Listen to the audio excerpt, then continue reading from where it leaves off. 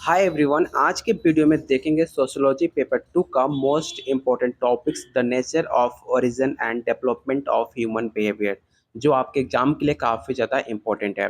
तो चलिए शुरू करते हैं आज का पहला क्वेश्चन। लेकिन उससे पहले अगर आप state BPSC Jharkhand ladies supervisor की तैयारी कर रहे हो तो आप लोग के लिए 15 प्रीवियस ईयर क्वेश्चन, साथ में आपके अदर स्टेट का प्रीवियस ईयर क्वेश्चन और साथ में मोस्ट इम्पोर्टेंट प्रैक्टिस सेट, जिसे आप अटेम्प्ट करके अपना स्कोर देख सकते हो कि आप स्कोर कितना कर पा रहे हो। साथ में आपके लिए मोस्ट इंपॉर्टेंट एनसीईआरटी क्लास 11-12 का चैप्टर वाइज आपको क्वेश्चन आंसर, और साथ में ऐसे टॉपिक्स जो पिछले बार ज़्यादा क्वेश्चन पूछे गए जिस टॉपिक से, उस टॉपिक से आपको रिलेटेड क्वेश्चन आंसर दिया जाएगा। इतना कुछ मिलेगा, साथ में आपको गाइड भी किया जाएगा कि कैसे आप अपनी तैयारी को और ज़्यादा स्ट्रॉन्ग कर सकते हो, कैसे आप अपना पेपर क्वालिफाई कर सकते हो। ये सब कुछ मिलेगा सिर्फ 300 में। लेने के लिए आप मुझे इस नंबर पे व्हाट्सअप कर सकते हो, बाकी डिटेल्स आपको यहाँ पर शेयर कर दी जाएंगी। तो चलिए शुरू करते हैं आज का पहला क्वेश्चन। पहला क्वेश्चन है, परिवार का प्राथमिक कार्य क्या है? पहला ऑप्शन है मनोरंजन, सामाजिकरण, राजनीति, या ऑप्शन डी है उद्योग।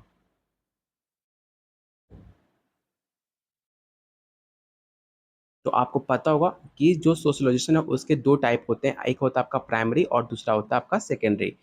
प्राइमरी के अंदर आपका परिवार आता है, इसलिए इसका जो राइट आंसर होगा ऑप्शन बी हो जाएगा, सामाजिकरण, ऑप्शन बी। सेकेंड क्वेश्चन जो कि काफ़ी मोस्ट इंपॉर्टेंट है, आप इसे ध्यान से क्वेश्चन को रीड करना कि विवाह की वो प्रथा जिसमें एक पुरुष एक से अधिक पत्नी रखता है उसे हम क्या कहते हैं? पहला ऑप्शन है बहुपत्नी विवाह, एक पत्नी विवाह, बहुपत्नी विवाह, या ऑप्शन डी बहुपति विवाह। इसमें आप गलती करोगे मुझे उम्मीद है, इसलिए आप ऑप्शन को ध्यान से रीड करना और बताइए इसका राइट आंसर क्या हो सकता है। तो क्वेश्चन सेकंड का जो राइट आंसर होगा ऑप्शन ई हो जाएगा, इसे आप जरूर याद रखना। परिवार का कौन सा सबसे परिवार का कौन सा प्रकार सबसे सामान्य है?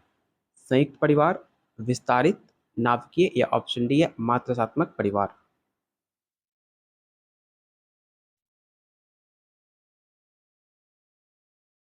तो क्वेश्चन थर्ड का जो राइट आंसर होगा ऑप्शन सी हो जाएगा, नाभिकीय परिवार। किन व्यक्ति को संगति का दर्जा प्राप्त होता है? भाई बहन, पति पत्नी, माता पिता, या ऑप्शन डी है दादा और दादी।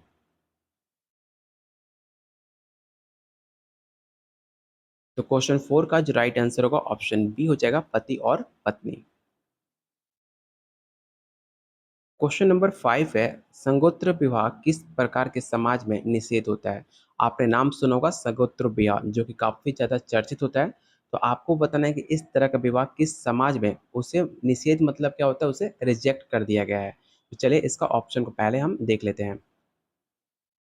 आदिवासी समाज में, ग्रामीण में, नगरीय में, या ऑप्शन डी है शहरी समाज में। तो सगोत्र विवाह आपके आदिवासी समाज में इसे निषेध कर दिया गया, इसे आप जरूर याद रखना, जो कि काफी इंपॉर्टेंट है आपके एग्जाम के लिए। नारी प्रधान परिवार का उदाहरण कौन सा है? पहला ऑप्शन है पितृसत्तात्मक परिवार, मातृसत्तात्मक परिवार, संयुक्त परिवार, या ऑप्शन डी है नाभिकीय परिवार। बात की जा रही है नारी प्रधान को लेकर, तो नारी प्रधान आपके मातृसत्तात्मक परिवार के अंतर्गत आता है, जो कि राइट आंसर होगा ऑप्शन बी। किन समाजों में बहुपत्नी विवाह सामान्य होता है? विकसित समाज में, आदिवासी समाज में, नगरीय समाज में, या ऑप्शन डी है शहरी समाज में। ऐसे विवाह जहाँ पर एक पति हो और बहुत सारी पत्नी हो, 3-4 पत्नी मान सकते हो, ऐसा विवाह आपके आदिवासी समाज में देखने को मिलता है। लेकिन आजकल आप देख रहे हो विकसित समाज में, जो काफ़ी ज़्यादा डेवलप एरिया है, जैसे कि मुंबई हो गया, बेंगलोर हो गया, वहाँ पे 1 से 2 पत्नी रखने लगे हैं, 3 पत्नी रहने लगी है, तो सब चीज़ आपका कॉमन है। लेकिन सबसे ज़्यादा संख्या आपके आदिवासी समाज में देखने को मिलता है, वहाँ पर काफ़ी कॉमन है, हर एक पुरुष पे 3-4 पत्नियाँ होती हैं। इसलिए इसका जो राइट आंसर होगा ऑप्शन बी हो जाएगा। जिस विवाह में वर और वधु एक ही गोत्र के हो उसे हम क्या कहते हैं? तो काफ़ी आसान क्वेश्चन है, अगर आप गोत्र के बारे में कुछ भी आइडिया रखते हो तो आप आसानी से बता सकते हो कि जब एक लड़का और लड़की दोनों एक ही गोत्र के हो तो उसे सगोत्र विवाह कहते हैं, जो कि राइट आंसर होगा ऑप्शन ए। पितृसात्मक समाज में प्रमुखता किसकी होती है? पिता की, माता की, बेटे की या ऑप्शन डी मान लो बेटी की। तो बात की जा रही है पितृसात्मक समाज में, जिसमें आपके पिता जो होते हैं वो प्रमुखता उनको दी जाती है, जो कि राइट आंसर होगा ऑप्शन ए।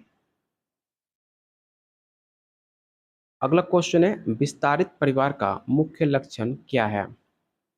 केवल पति पत्नी और बच्चे, एक से अधिक पीढ़ियां साथ रहती हैं, केवल पति पत्नी या ऑप्शन डी है केवल बच्चे। तो विस्तारित परिवार उसे कहा जाता है जब एक से अधिक पीढ़ियां उनके साथ रहती हो। तो ऑप्शन इसका बी राइट आंसर होगा। विवाह की कौन सी प्रकार में पत्नी की संख्या अधिक होती है? एक पत्नी विवाह, बहुपत्नी विवाह, बहुपति विवाह या ऑप्शन डी है सगोत्र विवाह। तो इसका राइट आंसर काफी आसान है, बहुपत्नी विवाह आपका राइट आंसर होगा। किस विवाह में एक महिला एक से अधिक पति रखती हैं? ये सवाल काफी ज्यादा थोड़ा बहुत अच्छा है कि एक पत्नी हो और बहुत सारे पति हो। तो बताओ ऐसे विवाह को किस नाम से आप पुकारोगे? तो इस विवाह को बहुपति विवाह के नाम से बोला जाता है, जो कि राइट आंसर होगा ऑप्शन डी। परिवार का कौन सा प्रकार महिलाओं को प्रमुखता देता है? पितृसात्मक परिवार, मातृसात्मक, संयुक्त परिवार या ऑप्शन डी है नाभिकीय परिवार। बात की जाए महिलाओं को लेकर, तो महिलाओं को महत्व वहां पर दी जाएगा जहां पर मातृसात्मक परिवार हो। तो इसका राइट आंसर होगा ऑप्शन बी। अगर अभी तक आपने टेलीग्राम ग्रुप को ज्वाइन नहीं किया है, तो टेलीग्राम ग्रुप को जरूर ज्वाइन करना, क्योंकि यहाँ पर जितने भी नोट्स होते हैं, पीडीएफ होते हैं, कोई भी अपडेट न्यूज होती है, आती है आपकी वैकेंसी रिलेटेड, कोई भी नई वैकेंसी हो, सब अपडेट आपको इस टेलीग्राम ग्रुप में मिल जाएगा, जिसका लिंक मैंने डिस्क्रिप्शन बॉक्स और कमेंट बॉक्स में पिन कर रखा हुआ है। तो आप जाकर ग्रुप को जरूर ज्वाइन करना। अगला क्वेश्चन है, विवाह को कौन सी प्रकार की प्रथा में व्यक्ति को अपने वर्ग से बाहर विवाह करना होता है? मोस्ट इंपॉर्टेंट क्वेश्चन है, इसे आप जरूर याद रखना। आपके पास चार ऑप्शन है, कौन से ऑप्शन आपका राइट आंसर होगा आप मुझे ये बताओ।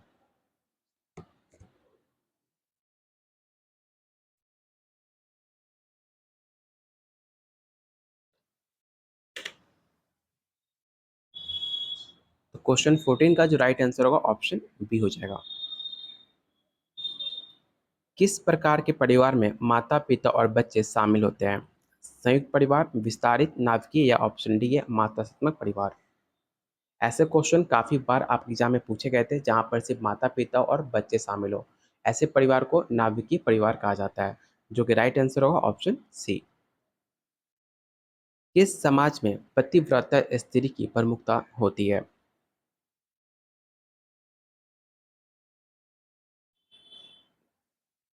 तो क्वेश्चन 16 का जो राइट आंसर होगा ऑप्शन ए हो जाएगा, इसे आप जरूर याद रखना। विवाह की कौन सी प्रकार की प्रथा में व्यक्ति को अपने वर्ग के अंदर विवाह करना होता है? ये भी सवाल आपके एग्जाम में पूछा जा चुका है, तो इस क्वेश्चन को आप जरूर विवेक क्वेश्चन टेक आउट जरूर कर लीजिएगा और याद रखिएगा, ऐसी प्रथा जिसे अपने वर्ग के अंदर, अपने कुल के अंदर शादी करना हो, उसे कहा जाता है अंतवर्गीय विवाह, जो कि राइट आंसर होगा ऑप्शन ए। किस समाज में बहुपति विवाह सामान्य होता है? आदिवासी, नगरीय, शहरी या ऑप्शन डी है विकसित समाज। तो ऐसे जहाँ पर बहुत सारे पत्नियाँ हो, जहाँ पे बहुत सारे पति हो, वो सब कुछ देखने को मिलता है आपके आदिवासी समाज के अंतर्गत। तो इसका जो राइट आंसर होगा ऑप्शन ए। जो आजकल जितने भी आपके नगरीय या फिर बोल सकते हो विकसित समाज है, वहाँ पर धीरे धीरे कल्चर बढ़ते जा रहा है, जहाँ पर एक से ज़्यादा पत्नियाँ हो, एक से ज़्यादा पति हो। लेकिन अभी तक छोटे टाउन में और गांव में अभी तक इससे नज़र नहीं लगी है, और ये बाहर की दुनिया में रहे वही तब तक ही ठीक है, क्योंकि ये सबसे घटिया कल्चर माना जाता है, आपके समाज को बिगाड़ने का काम करता है। तो क्वेश्चन 18 का जो राइट आंसर होगा ऑप्शन ए हो जाएगा।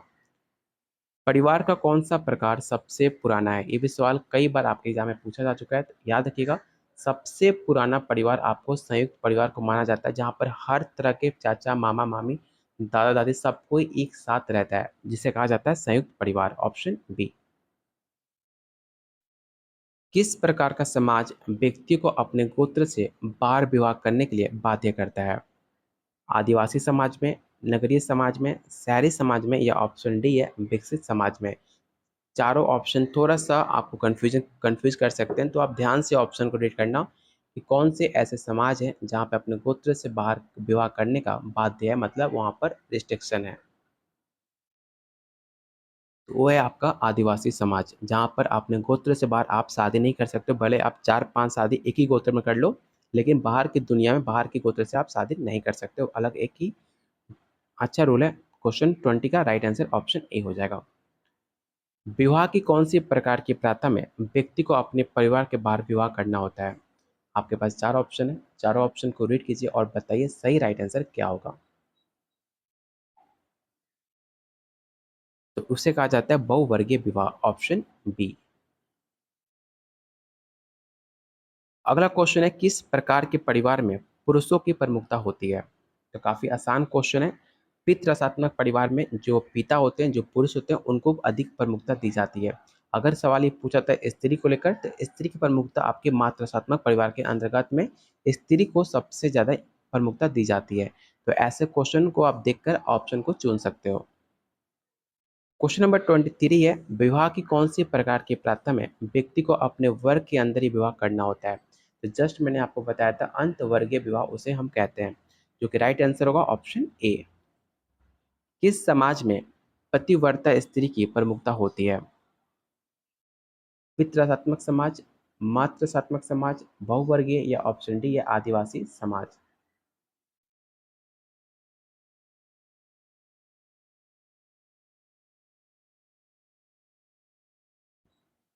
तो क्वेश्चन 24 का जो राइट आंसर होगा ऑप्शन ए हो जाएगा, पितृसत्तात्मक परिवार। परिवार का कौन सा प्रकार सबसे पुराना है? तो जस्ट मैंने आपको बताया था, संयुक्त परिवार सबसे ज्यादा पुराना परिवार माना जाता है, जो कि राइट आंसर होगा ऑप्शन आपका बी हो जाएगा। किस प्रकार का समाज अपने गोत्र से बाहर विवाह करने का बाध्य करता है?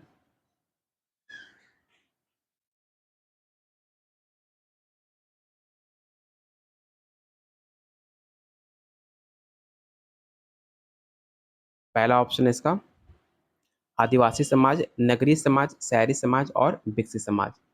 तो इसका जो राइट आंसर होगा ऑप्शन आपका ए हो जाएगा, आदिवासी समाज। अगला क्वेश्चन है, विवाह की कौन सी प्रकार की प्रथा में व्यक्ति को अपने परिवार के बाहर विवाह करना होता है? तो पहला ऑप्शन है अंतवर्गीय विवाह, बहुवर्गीय विवाह, बहुपत्नी विवाह, या ऑप्शन डी है बहुपति विवाह। तो याद रखिएगा, उसे कहा जाता है जब आप बाहर विवाह करते हो, उसे बहुवर्गीय विवाह कहा जाता है, जो कि राइट आंसर होगा ऑप्शन बी। किस प्रकार में परिवार में पुरुषों की प्रमुखता होती है? तो याद रखिएगा, पितृसात्मक परिवार में पुरुषों की प्रमुखता सबसे ज्यादा दी जाती है, जो कि राइट आंसर होगा ऑप्शन ए। अगला क्वेश्चन है, किस विवाह में व्यक्ति अपने वर्ग के भीतर विवाह करता है, मतलब अपने कुल के अंदर विवाह करता है? तो ऐसे विवाह को हम बोलते हैं अंतवर्गीय विवाह, जो कि राइट आंसर होगा ऑप्शन ए। क्वेश्चन नंबर 30 और आज का लास्ट क्वेश्चन होगा, क्योंकि इस टॉपिक से ज़्यादा क्वेश्चन बन नहीं पाए थे, तो हमने टॉप 30 क्वेश्चन, क्योंकि इससे ज़्यादा क्वेश्चन हमने बनाया है लेकिन क्वेश्चन रिपीट मोड में दिख रहा है, तो इस टॉपिक से हम टॉप 30 क्वेश्चन रहने देते हैं। और आपको बताना है कि विवाह की उप प्रथा जिसमें एक महिला एक से अधिक पति रखती है, उसे हम क्या कहते हैं? तो याद रखिएगा, उसे हम बहुपति विवाह के नाम से जानते हैं। ठीक है, बहुपति विवाह, जो कि जस्ट मैंने आपको बताया था। तो आज के वीडियो में टॉप 30 क्वेश्चन यहाँ रहने देते हैं। अगले वीडियो आप किस टॉपिक पर देखना चाहते हो, आप जरूर कमेंट करना। और आप लोगों के बहुत सारे मैसेज और कमेंट मुझे मिले स्टेट एग्जाम को क्वालिफाई करने को लेकर, और हमें काफ़ी ज़्यादा खुशी होती है जब आप मेहनत करते हो और उस मेहनत रंग लाती है। जब हम लोग काफ़ी ज़्यादा एफर्ट डाला था, हमने आपसे वादा भी किया था कि जो आपको कंटेंट दिया जा रहा है, जो आपको पढ़ाया जा रहा है, अगर आप उतना कंप्लीट कर लेते हो, उसके सिवा आपको कुछ भी एक्स्ट्रा एफर्ट लगाने की ज़रूरत नहीं है। क्योंकि आप लोग के लिए मैंने काफ़ी ज़्यादा मेहनत की, जो भी आपके इंपॉर्टेंट टॉपिक्स थे, जो आपके सिलेबस में टॉपिक्स थे, हर टॉपिक्स को कवर करते हुए आपको बहुत सारे कंटेंट दिया था। मैंने आपसे वादा भी किया था, जब तक आपके एग्ज़ाम नहीं हो जाते तब तक आपको डेली एक कंटेंट मैं आपको देते रहूँगा जो मुझे इंपॉर्टेंट लगेगा। और आप लोगों ने स्टेट क्वालीफाई किया और आप अच्छे स्कोर लेकर आए, जो मुझे काफ़ी ज़्यादा खुशी मिली। मैंने अपने टेलीग्राम ग्रुप में बहुत सारे कमेंट पोस्ट भी किए हैं, जो आप लोगों ने मुझे सेंड किए थे।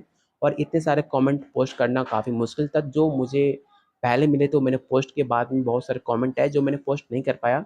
आप लोगों ने टेलीग्राम ग्रुप में अपने स्कोर भी शेयर किया, जो काफ़ी मुझे खुशी मिली।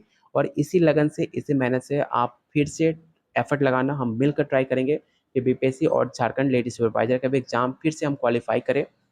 अच्छे मार्क्स लाए, उसके लिए हम बहुत ज़्यादा मेहनत करने और अच्छे कंटेंट आप लोग के लिए डेली शाम 6:30 बजे आपको इसी चैनल पे डेली मिलेगा, एक डेली बेहतरीन टॉपिक वाइज़। इसके बाद हम एनसीईआरटी को एक अलग नज़रिए से, एक अलग दृष्टिकोण से आप लोग के सामने क्वेश्चन लेकर आने वाला हूँ। जो बीपीएससी का 5 ऑप्शन होते हैं, उस 5 ऑप्शन के साथ आप लोगों को प्रैक्टिस कराऊँगा, जिससे आप एक एग्ज़ाम जैसा फ़ील कर पाओ, आप एक एग्ज़ाम जैसा फ़ील करके अपने एग्ज़ाम को क्वालीफ़ाई कर पाओ। आप लोगों के लिए बहुत सारे ऐसे कंटेंट बनाए जा रहे हैं। बस आप चैनल को सब्सक्राइब कर लो और अपना वीडियो को लाइक और शेयर ज़रूर करते रहना, क्योंकि जिससे मुझे मोटिवेशन मिले आप लोग के लिए और ज़्यादा मेहनत एफर्ट लगाने के लिए।